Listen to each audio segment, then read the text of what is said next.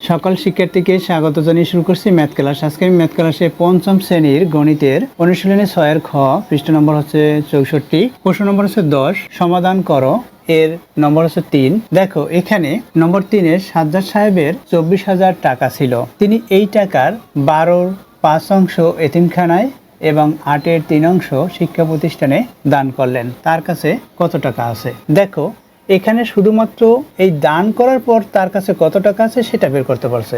এরপর এখানে আরো প্রশ্ন করা যেতে পারে যে তিনি এতিমখানায় কত টাকা দান করলেন, তিনি শিক্ষা প্রতিষ্ঠানে কত টাকা দান করলেন, তিনি মোট কত টাকা দান করলেন, অর্থাৎ এতিমখানা এবং শিক্ষা প্রতিষ্ঠান এই দুইটাই মিলে, এবং তার কাছে কত টাকা আছে, অর্থাৎ মোট টাকার পরিমাণ হচ্ছে 24,000। তাহলে 24,000 টাকার এতিমখানায় দান করছে 12/5 বা 5/12, এবং শিক্ষা প্রতিষ্ঠানে দান করেছে 8/3 বা 3/8। তিনি মোট দান করেছে। আমরা এখানে এই অঙ্কটি সমাধান করার পূর্বে প্রথমে লিখব দেওয়া আছে, যা যা দেওয়া আছে সেটা লিখবো, অর্থাৎ প্রশ্নে এখানে যা যা দেওয়া আছে সেটা লিখতে হবে। দেখো এখানে কোশ্চেন নম্বর 10-এর 3 দেওয়া আছে, লিখি। সাজ্জাদ সাহেবের মোট টাকার পরিমাণ, তিনি এতিমখানায় দান করলেন 5/12 এবং শিক্ষা প্রতিষ্ঠানে, তিনি এতিমখানায় ও শিক্ষা প্রতিষ্ঠানে দান করলেন, লিখি।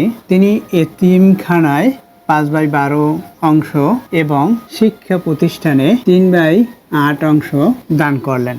বের করতে হবে তার কাছে কত টাকা আছে, অর্থাৎ বের করতে হবে তার কাছে টাকার পরিমাণ কত রইল। তাহলে লিখি বের করতে হবে তার কাছে কত টাকা আছে। দেখো এখানে এই অঙ্কটি আমরা মোট কত টাকা দান করলেন এভাবে বের করতে পারি, বা শুধুমাত্র এতিমখানা এবং শুধুমাত্র এতিমখানা আর শুধুমাত্র শিক্ষা প্রতিষ্ঠানে দান করলেন সেভাবেও বের করতে পারি। দেখো প্রথমে দেখিয়ে দেই, তিনি মোট দান করলেন, মানে তিনি এতিমখানা ও শিক্ষা প্রতিষ্ঠানে দান করলেন এত এত অংশ। তাহলে লিখি এখন তিনি এতিমখানায় ও শিক্ষা প্রতিষ্ঠানে মোট দান করলেন 24,000 এর 5/12 যোগ 3/8 টাকা। লিখি 24,000 এর, এখানে আমরা লসাগু করব। দেখো এখানে 12 এবং 8-এর লসাগু কিভাবে বের করতে হয়, এখানে লিখি 12, 8। দেখো দুইটা জোড় সংখ্যা, সুতরাং আমরা সর্বপ্রথম যে জোড় সংখ্যা অর্থাৎ সর্বনিম্ন যে জোড় সংখ্যা 2 সেটা দিয়ে প্রথমে ভাগ দেব। তাহলে 2 দিয়ে 12কে ভাগ দিলে 6 হবে ভাগফল, 8কে ভাগ দিলে 4 হবে। আবার 2 দিয়ে ভাগ করি, যেহেতু দুইটি জোড় সংখ্যাই 3 হবে, এটাই ভাগফল, অর্থাৎ 2 6কে ভাগ করলে ভাগফল 3 হয়, 4কে ভাগ করলে 2 হয়। দেখো এখন ভিন্ন ভিন্ন হলো এখানে। সুতরাং এখন যে এই 12 এবং 8-এর উৎপাদকগুলো হচ্ছে এগুলো গুণ করব, অর্থাৎ 2 গুণ 2 গুণ 3 গুণ 2, এগুলো আমরা যদি গুণ করি তাহলে কত হবে? 24 হবে। তাহলে কি পেয়েছি? লসাগু 24। দেখো এটা আবার আমরা সংক্ষিপ্তভাবে ভাগ করতে পারি, যেমন 4 দ্বারা ভাগ করা যায়। এখানে যদি 12 এবং 8 লিখি, যেহেতু 4 দ্বারা 8কে ভাগ করা যায়, 12কেও ভাগ করা যায়, তাহলে সরাসরি আমরা 4 দ্বারা ভাগ করতে পারি। 4 দ্বারা 12কে ভাগ করলে 3 হবে এবং 8কে ভাগ করলে 2 হবে। এখন এইগুলো গুণ করবো, অর্থাৎ 4 গুণ 3 গুণ 2, তাহলেও 24 হবে। দেখো এই যে কোনো একভাবে আমরা লসাগু বের করে সেই লসাগুটা লিখবো এভাবে। কত পেয়েছি? 24 পেয়েছি।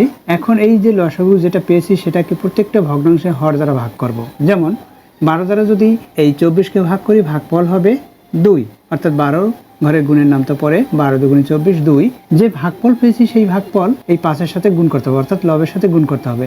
অর্থাৎ যে ভগ্নাংশের হর দ্বারা ভাগ করব, যে ভাগফল পাবো সেই ভগ্নাংশের লবের সাথে সেই ভাগফল গুণ করব। অর্থাৎ আমরা কত পেয়েছি? 2 পেয়েছি। 2 দিয়ে 5কে যদি গুণ করি তাহলে 10 হবে। এখানে প্রক্রিয়া চিহ্ন হচ্ছে যোগ। তদ্রূপ একইভাবে এই দ্বিতীয় ভগ্নাংশের হর দিয়ে 24কে ভাগ করি, তাহলে ভাগফল কত হবে? 3 হবে। 3 দিয়ে 3কে গুণ করি, 9 হবে। এটা হলো, এখানে ব্র্যাকেট দিতে পারি, ফার্স্ট ব্র্যাকেট, এরপর এখানে সেকেন্ড ব্র্যাকেট দেব, এরপর এখানে টাকা আছে কমা দিয়ে লিখি। দেখো এখন এখানে আমরা যোগ করব, এই 10-এর সাথে 9 যোগ করব। তাহলে এখানে কি আছে? 24,000 এর কত? 10-এর সাথে 9 যোগ করলে 19 হবে, বাই এখানে 24, এখানে টাকা আছে কমা দেই। 24 দিয়ে এই 24,000কে ভাগ করি, 24 দিয়ে এই 24কে যদি ভাগ করি, ভাগফল 1 হবে। এখানে 3টে শূন্য, অর্থাৎ 1000 হবে। 24 দিয়ে 24,000কে ভাগ করে ভাগফল 1000 হবে। 1000 দিয়ে 19কে গুণ করি, তাহলে কি হবে? 19,000 হবে, কারণ এই 19-এর সাথে 1 গুণ করলে 19 হয়। এরপর কয়টি শূন্য আছে সেই শূন্য কয়টি লিখে দেব, এত টাকা। অর্থাৎ তিনি এতিমখানায় এবং শিক্ষা প্রতিষ্ঠানে দান করেছে, এতিমখানায় এবং শিক্ষা প্রতিষ্ঠানে দান করেছেন 19,000 টাকা। তাহলে এখন তার কাছে কত টাকা আছে সেটা আমরা বের করব। তাহলে কিভাবে বের করব? বিয়োগ করে এই 24,000 অর্থাৎ টোটাল যে টাকাটা অর্থাৎ মোট যে টাকাটা, সেই মোট টাকা থেকে এই 19,000 বিয়োগ করবো, যেটা দান করেছে সেটা, তাহলে তার কাছে কত টাকা আছে সেটা আমরা বের করতে পারবো। তাহলে আমরা এভাবে লিখতে পারি, অতএব তার কাছে টাকা আছে, কার কাছে? সাজ্জাদ সাহেবের কাছে। এখানে লিখেছি যেহেতু সাজ্জাদ সাহেব, সুতরাং আর লেখার প্রয়োজন নেই, তাই আমরা এখানে লিখতে পারি তার কাছে টাকা আছে বা টাকা থাকবে, কারণ দান করার পর টাকা থাকবে। তার কাছে টাকা থাকবে বা তার কাছে আছে 24,000 বিয়োগ 19,000। এখানে আমরা বা দিয়ে এটা বিয়োগ করে যেটা হবে বিয়োগফল সেটা লিখতে পারি। অর্থাৎ এই 24,000 থেকে 19,000 বিয়োগ করব, তাহলে কি হবে? 5,000 হবে। তাহলে 5,000 টাকা। অবশ্যই তোমরা এটা বিয়োগ করতে পারবে বিয়োগফল। তাহলে তার কাছে আছে এত বা 5,000 টাকা। এটা উত্তর। আমরা উত্তর লিখবো তার কাছে আছে 5,000 টাকা। আশা করি বুঝতে পেরেছো। অর্থাৎ এটা দেখো, এই যে আমরা এভাবে সংক্ষিপ্তভাবে করেছি, এভাবে না করে আমরা এভাবেও করতে পারি। দেখো এ পর্যন্ত লেখার পরে তাহলে লিখবো কি? তিনি এতিমখানায় দান করেছেন, তিনি এতিমখানায় দান করেছেন 24,000 টাকার 5/12 অংশ।